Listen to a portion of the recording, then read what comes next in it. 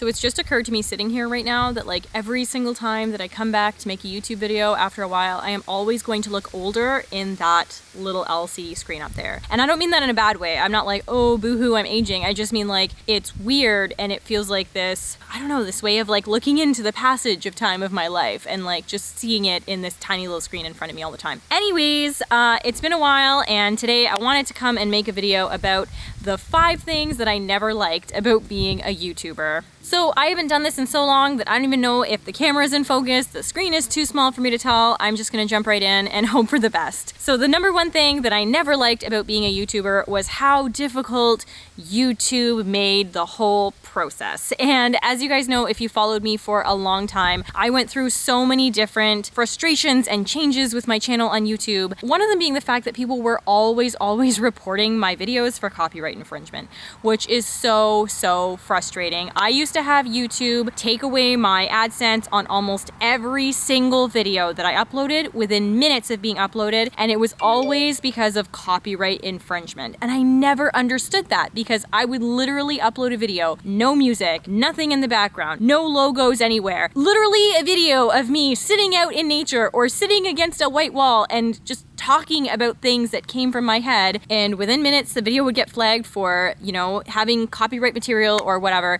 They would take away my AdSense, I would have to fight it, and then a couple of days later they'd give back my AdSense, but I would have lost out on basically all the money that I would have made from that video, which was never a lot, but we didn't have money, so it was very frustrating when we lost it. One of the other things that YouTube did that always made it really hard for me is that they started to allow advertisers to pick the content of the videos on which they wanted to advertise. If you guys are vegan or you followed anyone that was vegan for a really long time, then you know that back in, I want to say around 2015 to 2016, the dairy industry and all of the different big companies and big players in the meat industry decided that they were going to specifically target vegan videos and put dairy and meat filled ads on vegan videos, which put every YouTuber who was vegan in this big conundrum because we were like, okay, if we want to make any money off of our YouTube videos, which I do think people deserve to do. You do, because you put a lot of time into it. Like, I'll tell you guys, the amount of time that I put into YouTube and the amount of money that I ever made from YouTube, it didn't even equate to like minimum wage. And I think that that's deserved. I think minimum wage is deserved for someone sitting down and taking their time to do this. But it did put all of the vegans in a very hard spot because it was like, if we want to make any money from YouTube, then we have to advertise for the very thing that we stand against. And if we don't want the meat or the dairy industries advertising in between our videos, then we literally have to choose to make no money. So for a long while, that was also very frustrating. But I think that the very last straw for me with YouTube was when they went through that whole child thing. I'm not even gonna say the word because I don't want this video to get flagged for anything, but there was a big thing that went on in 2019 on YouTube that had to do with children in videos, and they decided to take comments away from every channel that had ever shown children in the videos. And so of course my channel got flagged and all of my comments got removed, which for some people was not a big deal, especially if they were just putting YouTube videos up in order to make some money or something like that. But for me, YouTube was always this way of, I want to say, like mixing with people around the world who were different than the people that I was immediately surrounded by. You know, I went through my whole life having this feeling of like not fitting in and not being able to find people like me. And then finally, when I had a YouTube channel, I could have all these conversations in the comments with people who were just like me, or at least people who, you know, wanted to know what I thought about and wanted to challenge my opinion and stuff like that. You know, I didn't want it to be an echo chamber necessarily where everybody just agreed with me, but it was just nice to have people outside of my immediate life to talk to. And when YouTube took that away, it kind of just killed the entire experience for me. So that was, I want to say, one of the most frustrating things about being on YouTube. And I believe that my comments are back, which is why I'm posting a video today, checking it out, hoping for the best. But yeah, it was just all of the physical factors of like YouTube itself that started to make, there's something crawling on my butt. Guys, I'm literally sitting on a bucket on the front lawn. Oh, and the bucket has like chicken poop in it. The second thing that I didn't like about being on YouTube is not really as big of one, but it is something that irked me all the time. And it's the fact that people always assumed that my life was somehow easier, either like emotionally or financially, because I was on YouTube. And this got more and more frustrating the more that Alex and I went through in our life in order to achieve the things that we did. When we moved into our last house, which we've moved out of now. If you follow me on Instagram, then you know we didn't stay in the big house. But when we moved into that house, I got a lot of comments from people and other messages from people on like different social media platforms saying like, oh wow, like you have a 4,500 square foot house. I wish I could have that. Like it must be so great being a YouTuber. It almost like put to shame all of the work that we did in our lives in order to be able to earn that house. And like it really silenced all of the work that Alex did in order for us to have that house. You know, at some points, Alex was actually working 70 hours a week in order to be able to afford that house.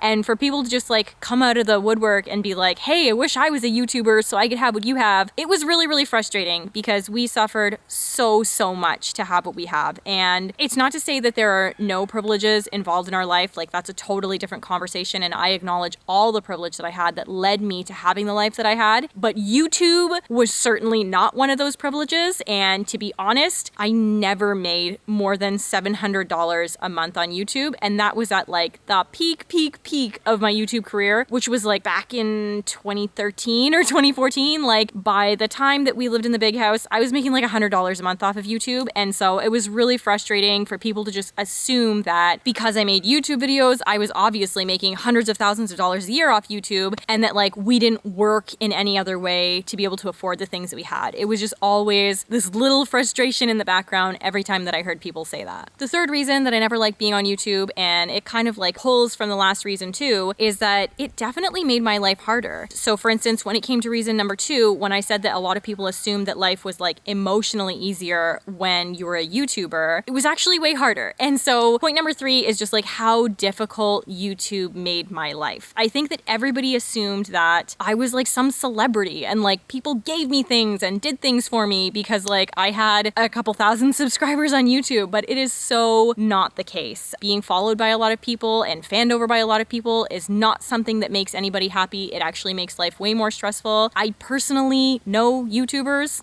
and I know they're not happy. So like that little aspect of like believing that life is somehow easier because other people follow you, it's not. It brings so much more stress into your life. You are constantly criticized for everything. Everything you do is like scrutinized and checked over and picked through with a fine-tooth comb by like people who don't even know you, don't know your situation, don't know anything about you. And that was really, really hard for me, especially because like I feel like Alex and I already went through so much over the years. You know, like our lives were never easy. And what comes with like life not being easy is a constant lack of confidence in you doing the right thing in life. You know, like if everything is going wrong, you have to constantly keep on reevaluating yourself and the decisions you're making and your life in order to decide if you're the reason why things aren't going wrong. That's already hard enough for everybody as it is. I can almost guarantee that more than half of the people watching this video right now, there is something going on in their life that makes them go like, that makes them lie in bed and think at night like, is there any way at all that this could be my fault? Most of the time it's not your fault. Most of the time it's just stuff in life that happens. It's not happening to you or at you or anything. It's just stuff that's happening. And it's really hard when you're going through things in life to not doubt yourself. But when you're online and you literally have thousands of people watching your videos and telling you that everything that's going on is your fault, that is very hard to stomach. It is super hard, and it only makes all of the negative things that you think about yourself all that more prominent because you have all these naysayers that are telling you too. So like obviously everything that's going wrong in your life is entirely your fault and you're just a horrible person. It's hard, guys. It's really hard to just be judged by masses of people. The number 4 thing that I didn't like about being on YouTube was the constant push to sell my soul. As you guys know, if you've been following for a long time, I am not one of those people online who like does a bunch of advertising for a bunch of different companies. I have been offered money for it before and I have always said no. The only advertising that I've ever done was for things that I truly used in my life and believed would benefit people or the planet. For instance, cloth diapers. There were cloth diaper companies that had sent me diapers in the past and I refused all payment from them. But if they sent me diapers, I would review their diapers. I can't even think of another one that I would have done because really like that's all. Like pads. So I had different companies send me like reusable menstrual products and stuff like that. And I have reviewed those online, but I never took any payment for it because I don't want to sell my soul. My opinion is not for sale. Like I like what I like and I do what I do, and I'm not going to tell you to spend money or tell you to poison the planet or tell you to accumulate a bunch of junk that you don't need just because I'm being paid. And I think that like this, you know, carrot being dangled in front of me all the time that was like, you could be making so much money, you could be paying off your life, you could be doing stuff like that if you would just sell out, was a really, really hard thing for me always. You know, there was one point back in, I want to say like 2014 or 2015, that I got a message from either Huggies or Pampers, and they had offered me $500, 500 American dollars, in order to use a clip from one of my YouTube videos on one of their commercials. At the time, we were struggling financially. Like, we had $22,000 in debt at the point when they sent me that message,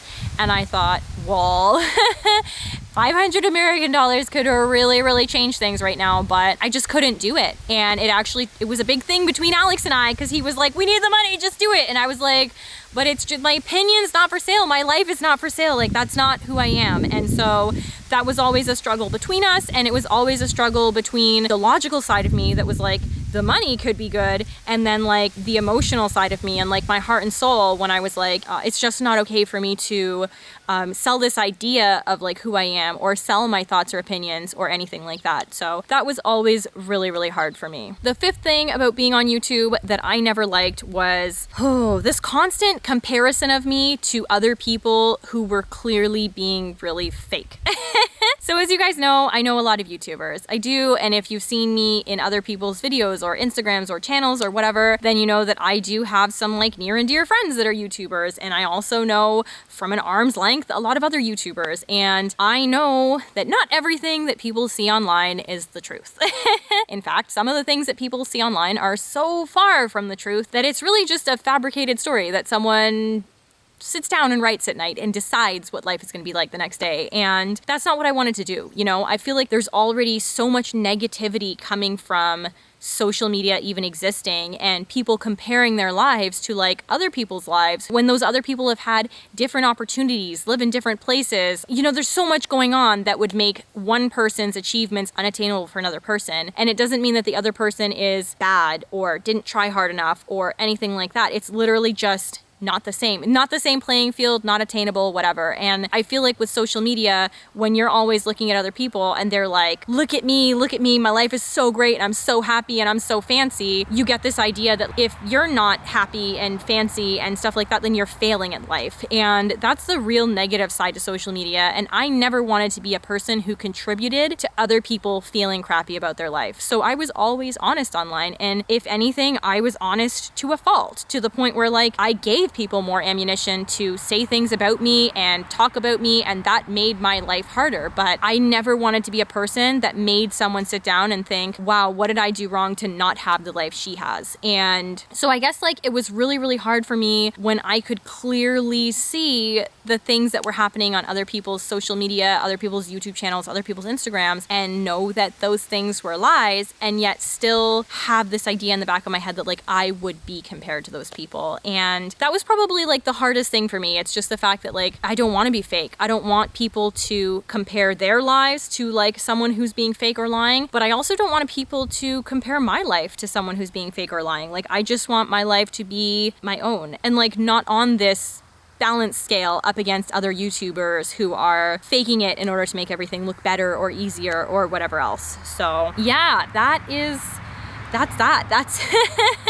that's all the stuff that made it really hard to be on YouTube. As much good as YouTube did bring into my life, there was also a lot of negativity, and there were also a lot of bad things, and there were also a lot of things that just like made my life harder in general. And that being said, I don't know what the future holds. I do know that as a family, if you've been watching us on Instagram, then you know our circumstances have completely changed, and I'm in a position where like I do have a lot more time to like get on social media and say and do things and whatever else. And I don't know what that means. I don't know if that means that I'm going to make YouTube videos in the future or what, but I do know that I've spent a lot of time in the last couple of months thinking about all of the negative ways that YouTube affected my life and wondering if there was a way to turn it into like just a positive experience. That's something that I'm still working through. Yeah, I guess you guys will know how the turnout of that internal argument went depending on if you see my face again. But for now, I just want to say thank you all for being here, and I'll talk to you soon. Maybe. We'll see.